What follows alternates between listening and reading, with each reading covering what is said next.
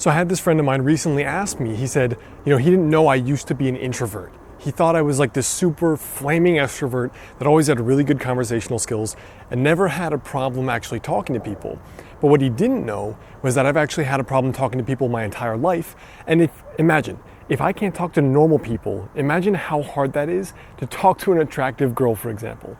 Well, in today's video, I want to share a little bit of my journey to becoming more confident, because that's something so many of you have asked me about how to actually really become a confident person. And some of the mistakes I made along the way, as well as what I think is bad advice when it comes to being more confident.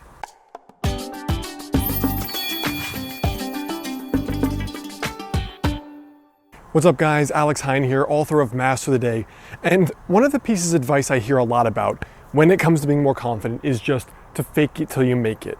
And I don't think this is necessarily good advice. I think it's good advice to be confident no matter what. But one of the things is that if you're not confident, how are you supposed to fake it? Right? If you have very low self-esteem, you don't think very highly about yourself, how are you supposed to do a mental thinking exercise and suddenly be confident? It doesn't really work for me, and I don't really think it's good advice. A person, let's say I'm super skinny, I don't think women like skinny guys, I don't have good conversational skills, I'm not interesting. What do I have to be confident about?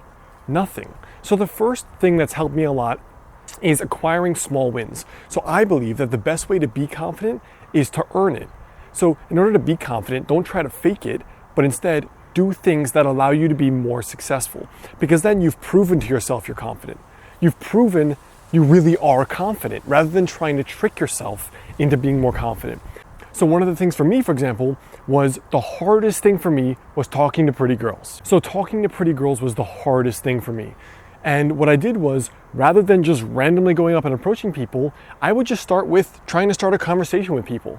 I would start a conversation with a random dude, and then a girl that maybe I wasn't as intimidated by, and then eventually, every night for 1 year, what I did was, I went out to a bar or a club twice a week, and I dared myself. It was a dare to myself, no one else knew I was doing it. I said, before I go home, whether that's 11 p.m. or 4 a.m., I have to talk to the prettiest girl in the whole bar. And you better believe that had me shivering, shaking in my boots. Women don't know, pretty girls don't know how scary it is for guys when they don't have confidence to actually approach them. And over this year of getting rejected, and eventually realizing what worked, I developed a lot of self-confidence. Because again, I wasn't faking it. I actually had been in the trenches, been in the arena, and learned what really works to have good conversations with people, whether you were intimidated or not intimidated. So the first philosophy is kind of this small wins philosophy. The second thing I'd recommend is that kind of changing your self-identity visualization we talked about. I'm a big believer, and I've seen it play out a million times, that we only act in accordance with our own self-image. So if I believe myself to be confident, and I see myself as confident, I will act confident.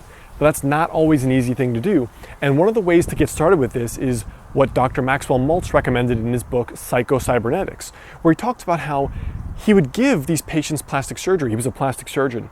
He would give them plastic surgery, and a certain percentage would never be more confident, no matter how much he altered their face, no matter how much he made the woman's nose beautiful, gave her perfect boobs, slimmed down her stomach, or shaped her butt. Some people would just never become confident. And he thought that was really puzzling, and he couldn't quite figure why that was. And what he later understood was this idea of self-identity, is that if we believe that we are so unlovable, no matter what, then it doesn't matter. You could turn yourself into Angelina Jolie or Brad Pitt, and you still wouldn't believe in yourself. You still wouldn't see yourself as attractive. And thus, externally, you would not project that kind of confidence. And so one of the exercises he recommends is visualization and affirmations. So he recommends you visualizing yourself as you would like to be. So if it's approaching the girl, it's seeing yourself being confident, not a douche, being confident and going up and just talking, and her smiling and laughing and having fun.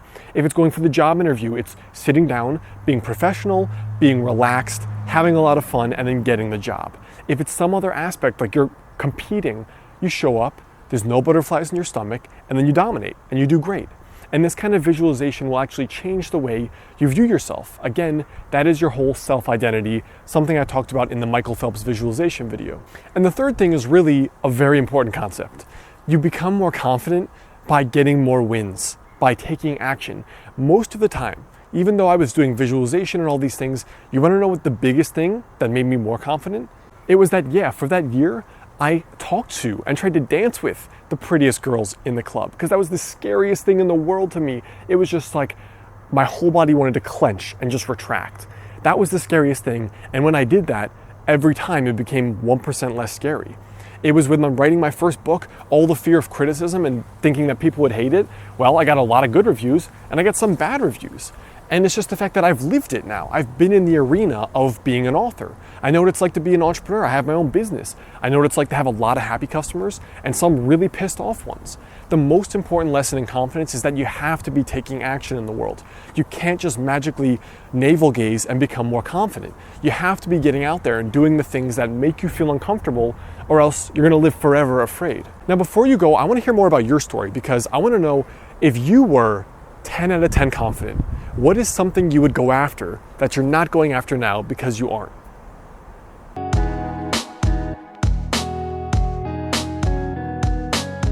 Hey guys, it's Alex. Did you like this video? If so, there are 3 ways you can really stay in touch with me. The first thing is obviously to click the subscribe button right there. Every single day I'm releasing a brand new Tiny Habit video to help you lose weight, feel awesome, and live better. Second thing is, you can check out my book, Master the Day. Brand new, just came out, it's been topping the Amazon bestseller list, and it's been getting great feedback. It's all about the tiny success habits to help you lose your next 20 or 30 pounds and get to kind of that next level, both in your health, but also in your life. And the third thing is, come visit me over on my website, modernhealthmonk.com. Punch in your email there and I'll give you a free guide on the exact 5 daily habits to help you lose your next 20 or 30 pounds. So go do those 3 things now, and I look forward to catching you in the next video.